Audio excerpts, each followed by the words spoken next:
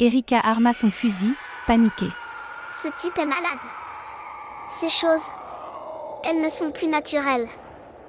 Kiba, lui, s'avança, le regard brûlant d'Ora. Je vais te montrer ce qu'il m'a appris.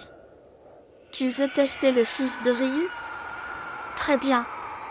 Il concentra son énergie dans ses bras, une spirale d'aura formant un tourbillon autour de ses poings. Je n'échouerai pas devant son main. Tu es encore bien frêle. Mais observons. Une vague noire se déversa de sa paume, rampante, comme de l'encre vivante. Elle s'insinua dans les fissures, dans les flaques, dans les œufs brisés.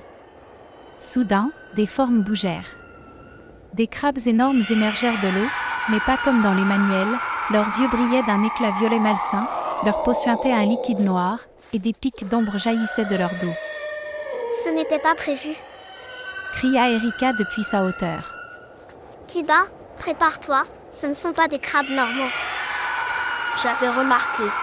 Grogna-t-il. Erika épaula son fusil. Le vent était faible, l'angle parfait. Je te couvre. Toi, t'avances. Un tir entre les yeux, à toi de finir le travail. Kiba hocha la tête. Il prit une grande inspiration. Le premier crabe sombre bondit vers lui. La balle d'Erika frappa son œil, le stoppant net. Kiba se rua aussitôt, bondit sur sa tête, et planta son poing chargé d'aura droit dans le crâne.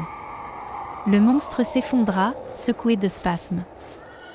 Et de A, Cria-t-il. Deux autres surgirent. Kiba zigzaga entre eux, glissant sur la boue, bondissant sur un débris. Erika les visait calmement. Le deuxième tomba à genoux. Kiba courut, sauta sur son dos, concentra son aura dans son bras droit, et frappa de toutes ses forces. 2. Mais les autres devenaient plus rapides, plus agressifs, Ils apprennent. cria Erika. Ce type les contrôle. L'homme en noir observait toujours, les bras croisés. Montre-moi. Jusqu'où tu peux aller. Un crabe parvint à éviter le tir d'Erika et tenta d'écraser Kiba sous son poids. L'enfant roula sur le côté, esquivant de justesse. Il toucha le sol de la main, invoquant un éclat bleu pâle d'aura pour créer une onde de choc au sol. Le monstre perdit l'équilibre. Erika en profita. 3. Kiba haletait. Sa vision se brouillait légèrement. Utiliser l'aura l'épuisait. Mais il tient bon. Ensemble, ils abattirent les 6 crabes sombres, un à un. Puis le silence. Kiba tomba à genoux dans le sable, haletant. Son aura palpitait encore autour de lui comme une braise mourante. Erika s'approcha lentement, fusil prêt et sur ses gardes au cas où un autre crabe surgit. Tu vas bien? Il hocha la tête, les yeux encore brillants. oui. Mais c'était intense. Un vent étrange souffla. Froid. Silencieux. La voix résonna alors dans l'air, grave, distante, sans que l'on voie son propriétaire. Très impressionnant. Tu as peut-être hérité de plus que ces plumes. On t'appellera Black Wolf. N'oublie pas ce nom. Car bientôt, le monde entier le connaîtra. Erika leva son fusil, cherchant autour. Montre-toi, lâche. Mais il était déjà parti. Une ombre se dissipa au loin dans les rochers, comme avalée par le sable lui-même. Kiba se redressa lentement, l'air grave.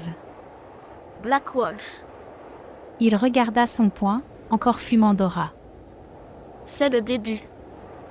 Le soleil commençait à se coucher sur la crique, teintant les rochers d'un rouge sang.